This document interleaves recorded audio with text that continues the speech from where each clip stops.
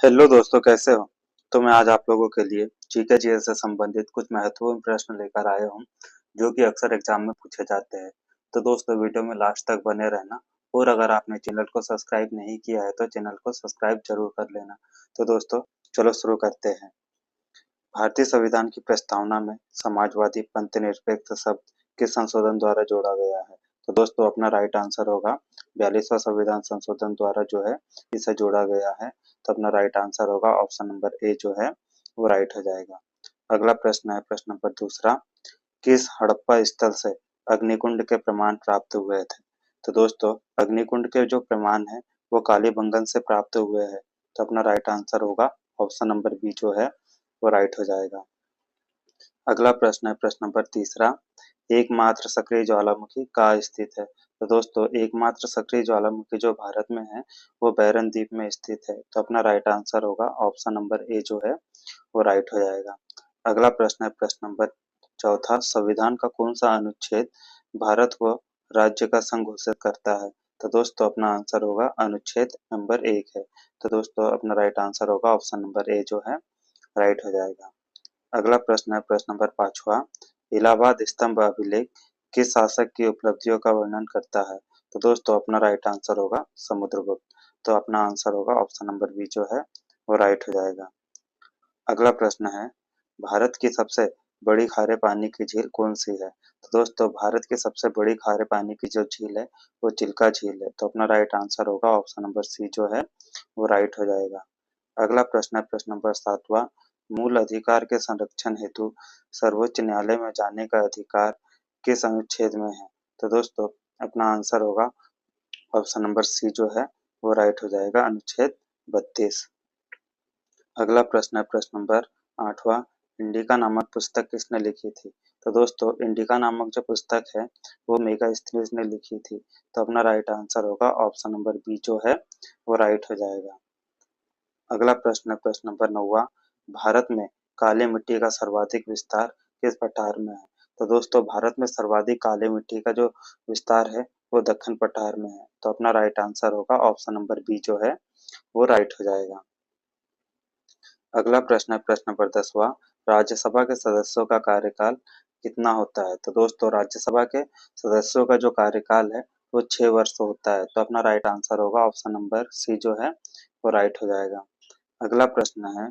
विजयनगर साम्राज्य की स्थापना किसने की थी? तो दोस्तों, विजयनगर साम्राज्य की जो स्थापना है वो हरिहर एवं बुक्का ने की थी। तो राइट आंसर होगा ऑप्शन नंबर ए जो है वो राइट हो जाएगा। अगला प्रश्न है। कर्क रेखा भारत के कितने राज्यों से होकर गुजरती है? तो दोस्तों, कर्क रेखा जो है भारत के 8 राज्यों से होकर गुजरती है। तो अपना राइट आंसर होगा ऑप्शन नंबर सी जो है वो राइट हो जाएगा। अगला प्रश्न है प्रश्न नंबर 13वां।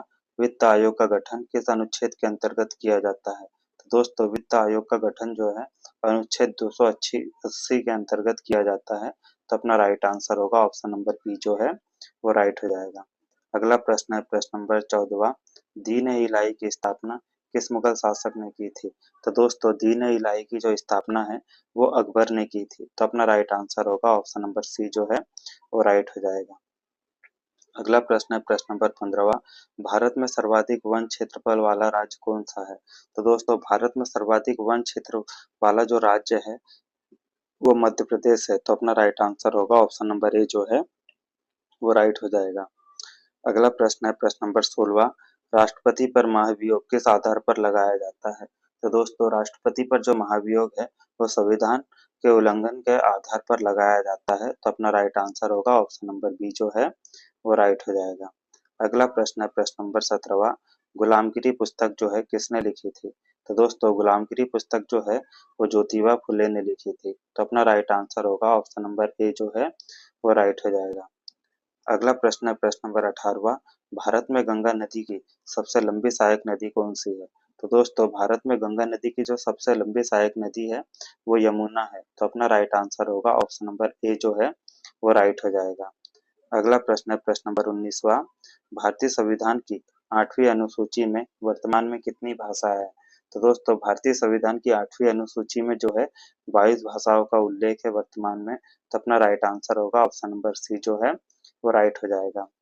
अगला प्रश्न है प्रश्न नंबर 20वां, बक्सर का युद्ध जो है कब हुआ था? तो दोस्तों बक्सर का युद्ध जो है वो 1764 में हुआ था। तो अपना राइट आंसर होगा ऑप्शन नंबर सी जो है वो राइट हो जाएगा। अगला प्रश्न है प्रश्न नंबर 21वां, साइलेंट वैली राष्ट्रीय उद्यान किस राज्य में है? तो दोस्तों साइलेंट वैली जो राष्ट्रीय उद्यान है वो केरल राज्य में है। तो अपना राइट आंसर होगा ऑप्शन नंबर सी जो है वो राइट हो जाएगा।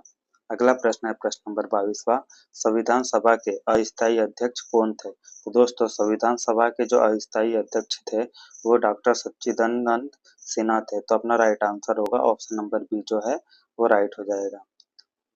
अगला प्रश्न है प्रश्न नंबर 23वां, चोरी चोरा घटना किस आंदोलन से संबंधित है?